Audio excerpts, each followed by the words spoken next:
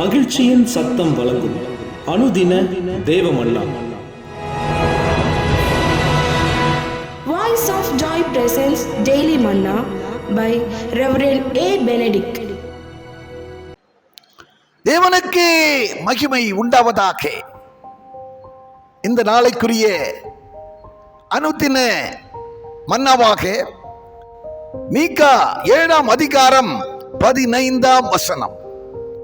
நீ எகிப்து தேசத்திலிருந்து புறப்பட்ட நாளில் நடந்தது போலவே உன்னை அதிசயங்களை காண பண்ணுவேன் என்று ஆண்டவர் இந்த நாளிலே வாக்கு பண்ணுகிறார்.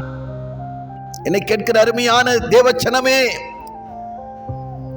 செங்கடலை இரண்டாக பிளக்கச் செய்து இஸ்ரவேல் ஜனங்கள் யாவரையும் கட்டான் தரையிலே நடந்து போகிற விதமாய் நடந்து போக பண்ணினவர், யோர்தானை இரண்டாய் பிரித்தவர், எரிகோ கோட்டைகளை தகர்ந்திட செய்தவர், மன்னாவினால் ஜனங்களை போஷித்தவர்,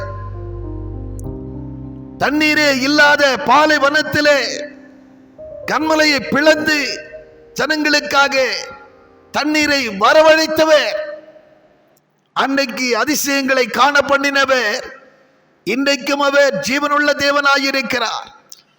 இன்றைக்கும் அவர் வாழ்ந்து கொண்டிருக்கிறார். இன்றைக்கும் அவர் அதே விதமான அதிசயங்களை அவருடைய வாழ்க்கையிலே செய்வதற்கு சிந்தையாயிருக்கிறார். அன்றைக்கு நடந்தது இன்றைக்கு நடக்குமா?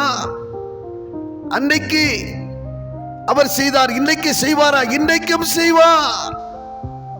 மரித்தேன் ஆனாலும் சதா காலங்களிலும் உயிரோடு இருக்கிறேன் என்று சொன்னவர், உன்னை உயிர்ப்பிக்கிறதோடு மாத்திரமல்ல, உனக்குள்ளே உலாவிக் கொண்டிருக்கிறவர், உனக்குள்ளே இருந்து உன்னை வாழ்வாங்கு வாழ வைக்கிறவர்.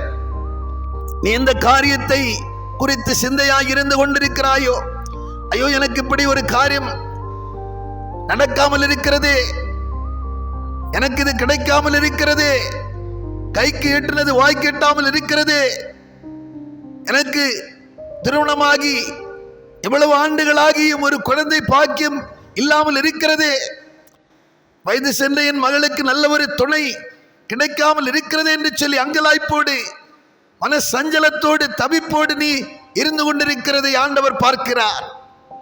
ஏற்ற காலத்திலே உனக்கு அதிசயங்களை காணப்பண்ண அவர் சிந்தையாயிருக்கிறபடியால் என்னை கேட்கிற அருமையான தேவச்சனமே, உன் வழியை அவருக்கு ஒப்புவித்து, உன் காரியங்களை அவரிடத்திலே ஒப்புவித்து அவர் மேல் நம்பிக்கையாகிறே.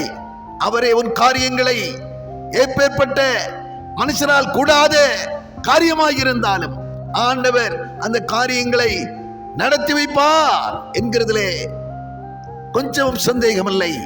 ஆமென்.